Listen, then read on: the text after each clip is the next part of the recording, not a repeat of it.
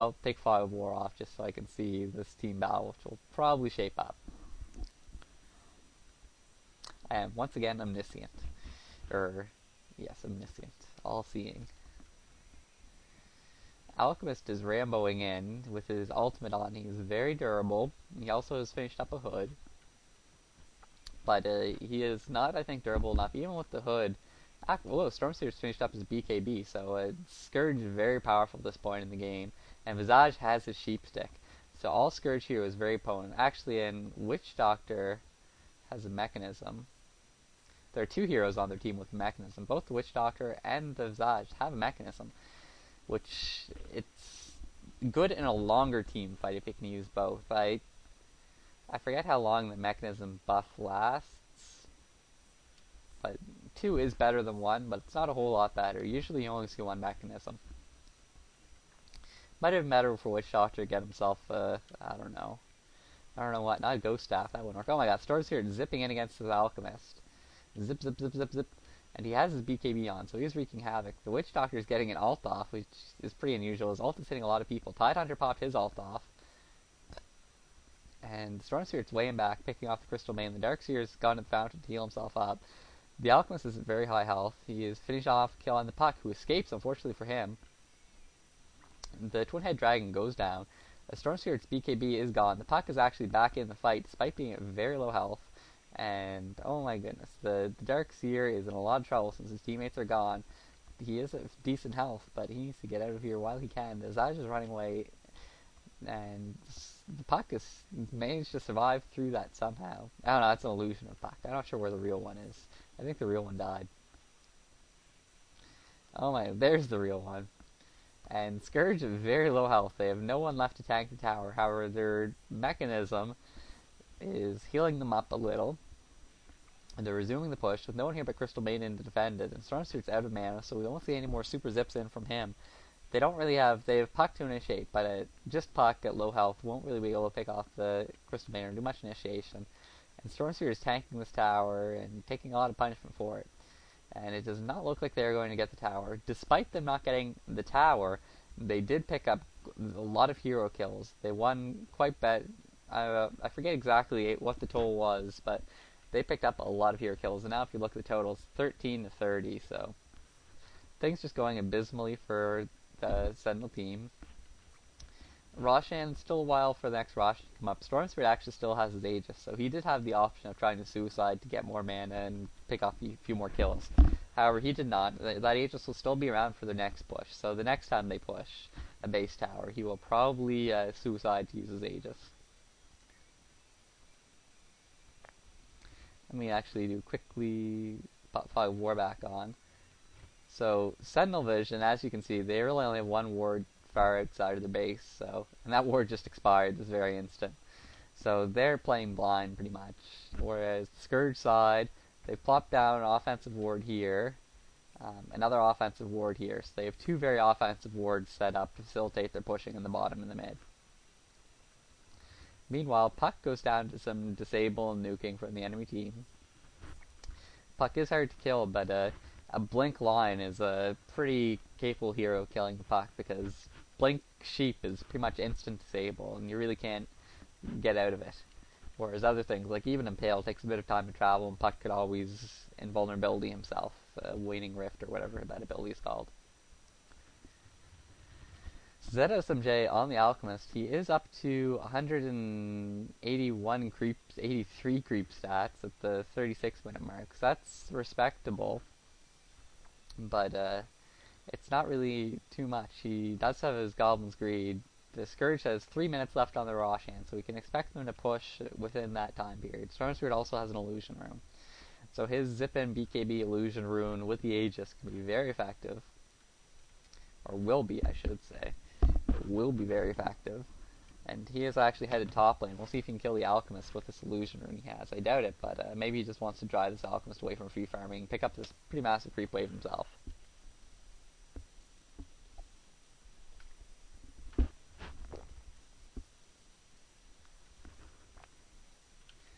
So the Lion has an Ogre Axe, so he's probably not going to finish BKB before this game is over. It's Takes a lot of farm on the line to finish off an Ograx and a Blink Dagger. Often you can only get the Blink Dagger, or Blink Dagger and the Ograx, and you won't finish the BKB. Tidehunter is Tidehunter, so he's probably going to get away just fine.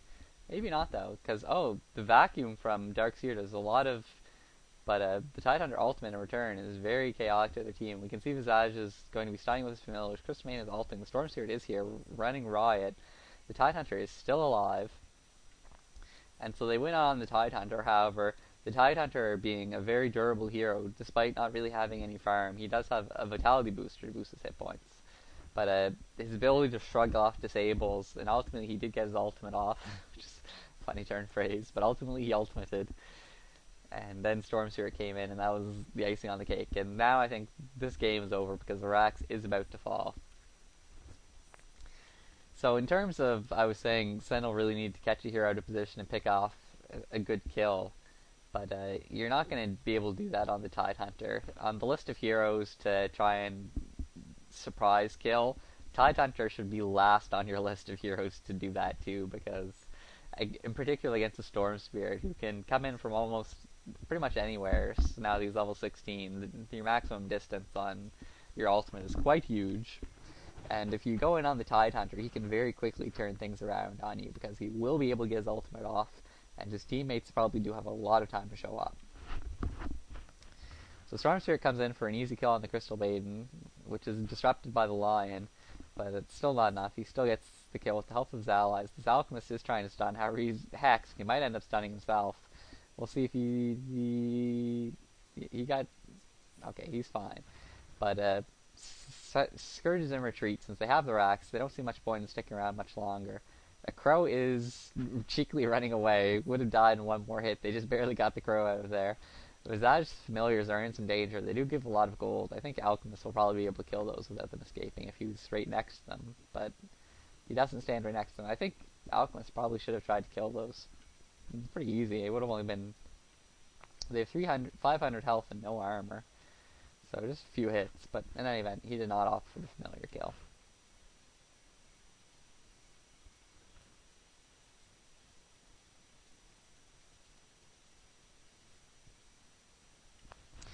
And I accidentally forgot to break this up into a 15-minute segment, which means I will sadly have to use video editing software to divide this clip into 2 clips. Alas, alas, I'm such a fail. But in any event, this game is pretty much over. We're not going to see much more. The GG call is going to go out any second. They're probably going to get team wiped, and then it'll be over. But we will see. They're forming up. Maybe they're... Here's a Roshan. So the decisive team battle, the final team battle, is probably going to be at this Roshan. Storm Spirit is a Sacred Relic. Is he going for a Radiance or maybe a Rapier? If he gets an Aegis, he might go Rapier. He's not going to get to finish though, although it would be kind of hilarious. But no one on his team does have a Radiance, so Radiance is always in the picture. This Alchemist is alone, tanking and taking all the damage, but without his team to support him, there's not much that's going to come. Basically, he's taking all the damage, but no one on his team is doing any damage, so basically he just gets owned. And the Storm Spirit is here. And really no one on the Sentinel team is capable of doing much damage. There's really no threats. The only threat is the Alchemist. So being the only threat and walking in and getting yourself killed leaves your team with pretty much no ability to pick off any more kills. The Jacro is just spamming dual breath from the low ground. Crystal Main goes down to a few smacks of the Tidehunter. The Storm Spirit has zipped in, and there goes the Twin Head Dragon. Visage at low health, but he's very safe. The Puck is blocking this Darkseer as best he can. However, the Darkseer is now getting away, but will he be able to get away? Because Puck is not an easy hero to escape from. Puck uses one of his teleports. He still has his other teleport. Darkseer did not cancel his Blink Dagger, so Puck could have Blink Dagger and continue chasing. However, they are opting to continue with this Roshan. So this Roshan is probably going to go down in no time. Now that these heroes are quite farmed, it should be a pretty quick Roshan kill. And actually, there's the GG call, so a bit unexpectedly, but there it is, and that is the game. So, Sentinel, they were doing fairly well, but then they just lost quite a few team fights in a row. They had a string of failures, and when you have a string of failures and you don't really have heroes that can come back from failure, then things go poorly. In particular, the 1-in-9 Alchemist. They really needed the Alchemist to have a better game than he did. I'm not saying it was all his fault, I'm just saying that for them to succeed, they needed their Alchemist to succeed, and did not succeed, despite him getting a couple hundred creep kills and 40 40 minutes is a bit underwhelming, but you have to consider that it's harder to get creep kills when you don't have map control, so he was in a bit of a tough spot because his team was losing. It's always harder to CS well when you don't have map control. And no one else on their team really has any ability to CS at all. I mean, the Darkseer is 130, which maybe he was working on a Shiva's Guard, which he had almost finished. Almost finished, because he does 2,500 gold, but that would not have been enough. I think the big problem was the Storm Spirit, a BKB Storm Spirit. They really have no counter to it. Once he comes in with the BKB, they don't have the right-click power to take him down, and he will just wreak havoc amongst their team. Combined with the Witch Doctor's cast for disabling, and the Tide Hunter, and the Puck's pretty good AoE damage from the Puck. And also the Visage, who is his very potent familiars. He also picked up a Sheep Stick. Just too much on the Scourge team for the Sun to handle. They put too much pressure on their Alchemist to carry them through this game. And in particular, it's not as if, the heroes other than Alchemist are very weak. I mean, a Crystal Maiden's pretty much a write-off, and so is a Jacro. Those two support heroes are very poor support heroes when it comes to scaling into the late game. Darkseer scales okay, but Lion is a mediocre scaler, I guess, because he does have his Disable, but Disable will not work if the enemy is BKB'd, and if you cannot outlast the enemy's BKB, all Disable in the world won't do any good if you die before the BKB runs out. And that is all, and I just want to say this is Game 1 of a best-of-2 series between these two teams. Game 2 is actually a ranked replay on Go2 Gamer, so it's also a very fantastic game, and I'm sure someone else will commentate that, so I'm not commentating myself. In any event, thank you very much for watching, and have a nice day.